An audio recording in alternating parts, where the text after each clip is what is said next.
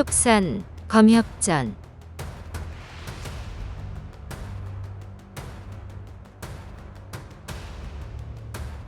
41화 3세의 동정남녀. 전생의 깊은 인연으로 명산의 영액을 구하러 가고 겨울이 금세 다가오니 딸을 데리고 성으로 향하네.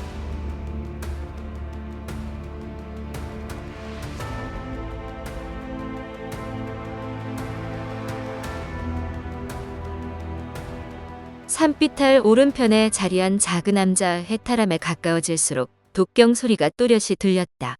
한데 문 앞에 도착해 보니 암자 문이 굳게 잠겨 있었다. 일영이 가볍게 문을 두드리자 한 노파가 문을 열고 나왔다. 노파는 일영이 찾아온 이유를 듣고는 선방으로 안내해 차를 대접한 후 조용히 사라졌다. 잠시 후 독경 소리가 멈추더니 한 여승이 들어왔다. 여승의 법명은 광해였다. 간단히 통성명한 후 일영이 사정을 이야기했다. 산길을 지나던 중 시장하여 찾아왔는데 나물밥 한 끼 신세 질 수 있겠는지요? 사실대로 말씀드리지요. 이곳은 본래 제사저 광명이 수행하던 암자입니다. 풍족하지는 않지만 딸린 밭과 대숲이 있고 사저의 음식 솜씨가 좋아서 해마다 절밥 공양하려는 참배객이 줄을 이었지요.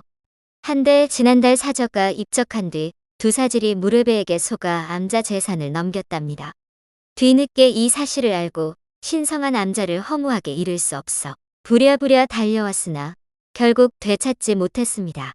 지금 암자 사정이 무척 궁색합니다만 보잘것없는 음식이라도 드시겠다면 제자에게 소면을 삶아오라 하겠습니다. 괜찮으신지요? 마흔 남짓으로 보이는 광해는 목소리가 또랑또랑하고 눈빛이 강렬하며 언행의 절도가 있었다. 일영은 그녀가 숨은 고수임을 알아보고 허리를 숙여 감사를 표했다. 광해가 노파에게 여영남을 시켜 소면 2그릇을 준비하라 이르고 다시 일영과 대화를 이어갔다. 따님이 상고를 타고났으나 미간에 난 두 붉은 점을 보니 살기가 매우 강하군요. 훗날 검술의 뜻을 이루거든 절대 자비로운 마음을 잃지 않도록 해야 합니다. 늘 올바른 인성을 유지해야 화가 닥치더라도 전화위복이 될 것입니다. 그렇지 않아도 저와 딸아이 모두 앞으로 어찌해야 좋을지 갈피를 잡지 못하고 있습니다. 부디 가르침을 주십시오. 시주는 이미 불가의 제자가 될 사람이고 따님도 곧 귀한 인연을 만나겠군요. 미천한 재주이지만 관상을 조금 볼 줄 알기에 말씀드리기는 했으나 그 안의 사정과 인연까지는 알지 못합니다. 일영이 거듭 사정했으나 광해는 끝내 명확한 답을 피하며 얼버무렸다.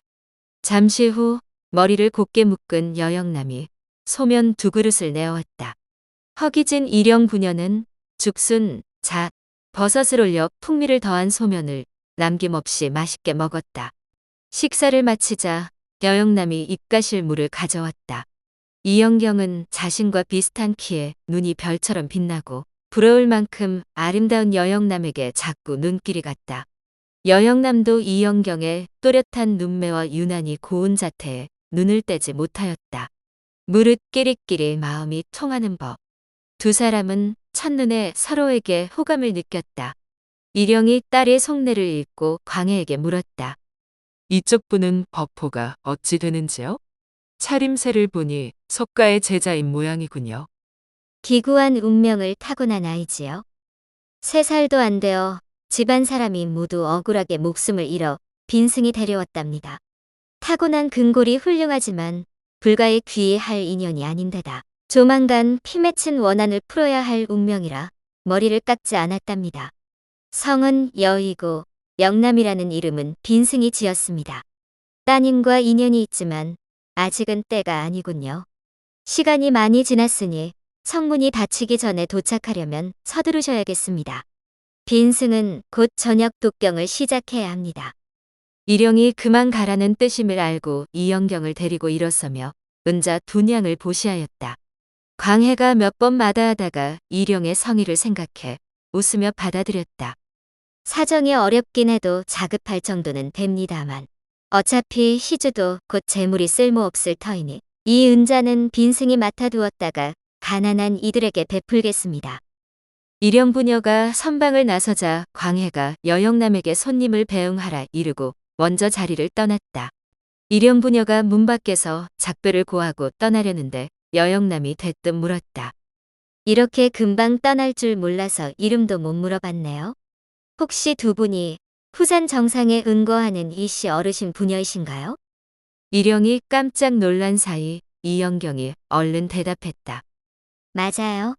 난 후산에 사는 이영경이고 이쪽은 제 아버지예요. 그런데 우리를 어떻게 알아요? 여영남이 크게 반색했다. 역시 내 짐작이 맞았군요. 그렇지 않고서야 사부가 소면을 대접하라고 하려지요. 오늘은 급한 일이 있는 것 같은데 어서 가보세요. 우리는 이미 한 식구나 다름없으니 조만간 후산으로 찾아갈게요. 이때 공양간 노파가 부르는 소리가 들렸다. 영남 3회. 사부가 찾으시네. 지금 가요. 아까 들었죠? 난 여영남이고 지금은 광해 대사 제자예요. 잊지 마세요. 그러고는 바로 문을 닫고 들어갔다. 일영은 여영남이 자신의 사정을 어찌하는지 참으로 이상했다. 다시 들어가 자세히 묻고 싶었지만 조금 전 광해의 태도로 보아 답을 들을 수 없을 것 같아 그만두었다. 다행히 광해의 됨됨이가 올곧아 보이고 여영남 말에도 악의가 없었기에 우려할 일은 아니라고 생각했다. 우선 성에 가서 일을 보고 돌아오는 길에 자세히 알아보기로 하였다. 한편 산중에서 또래 없이 심심하게 지내던 이영경은 뜻밖의 마음이 잘 통하는 벗을 만나 매우 기뻤다. 빨리 성에 다녀와 여영남과 정식으로 친구를 맺고 싶었다. 각기 다른 생각에 빠진 두 사람은 주변 풍경을 둘러볼 여유도 없이 부지런히 발걸음을 재촉했다. 양풍동, 복호사 입구를 지나 울창한 숲을 통과하고 관아장, 유가하, 유림교를 거쳐 드디어 아미현의 남문, 승풍문에 도착했다. 두 사람은 성에 들어가자마자 객잔부터 정하고 바로 시장에 가서 기름, 소금, 식초, 쌀, 고기, 설탕 등을 샀다. 6달 동안 먹을 양이라 짐이 무거워 객잔으로 가져다 달라고 부탁한 후 겨울옷감과 바느질 도구 등을 사러 다시 발걸음을 옮겼다. 큰 길을 지나는데 범종 소리처럼 쩌렁쩌렁한 목소리가 귀에 꽂혔다. 돌아보니 붉은 얼굴에 눈썹이 새하얀 늙은 승려가 자루를 메고 어느 가게에서 시주를 받고 있었다. 사천에는 부처를 믿는 사람들이 많아 아미현 곳곳에 수많은 절이 있고 다들 기꺼이 자선을 베풀었다. 지금도 가게 주인이 주저없이 몇 푼 시주하고 승려가 많고 적음을 따지지 않고 조용히 받아들고 바로 발길을 돌렸다. 곧이어 승려가 일영과 어깨를 스치듯 지나가며 일영 부녀를 위아래로 훑어보고는 다른 가게에 가서 시주를 받았다. 일영은 영웅의 기상이 느껴지는 승려가 흔치 않은 강호의 기인임을 알아챘다. 말을 걸어볼까 했지만 도망 다니는 처지에 괜한 일 벌이지 말자 싶어 그만두었다. 두 사람은 서둘러 장을 보고 객잔으로 돌아간 후 술과 음식을 주문해 먹으며 어떻게 겨울을 나야 할지 상의했다. 일영은 반평생 강호를 떠돌던 영웅이지만 나이든 지금은 산 좋고 물 좋은 아미산에서 수개월째 은신하고 있다. 이 아름다운 강산을 이민족에게 빼앗겨 나라와 집안이 망하고 희망이라고는 보이지 않으니 상심이 극에 달해 속세를 떠나고 싶은 생각뿐이었다. 하지만 아직 세상 물정 모르는 어린 딸을 두고 차마 떠날 수 없었다. 무술을 좋아하는 이영경은 말끝마다 시집을 안 가고 평생 아버지 곁에 있겠다고 하지만 그럴 수는 없었다. 그렇다고 이렇게 사랑스럽고 총명한 딸을 아무한테나 시집 보낼 수도 없었다. 계속 산에서 지내면 당장은 좋겠지만 장차 딸의 짝을 어떻게 찾겠는가? 술을 몇 잔 마시니 마음이 더욱 복잡하여 가만히 딸을 바라보았다. 이영경은 아버지가 술김에 또 고향 생각이 나는가 싶어 몇 마디 위로하려 하였다. 그런데 갑자기 객잔 입구 쪽이 시끌시끌했다.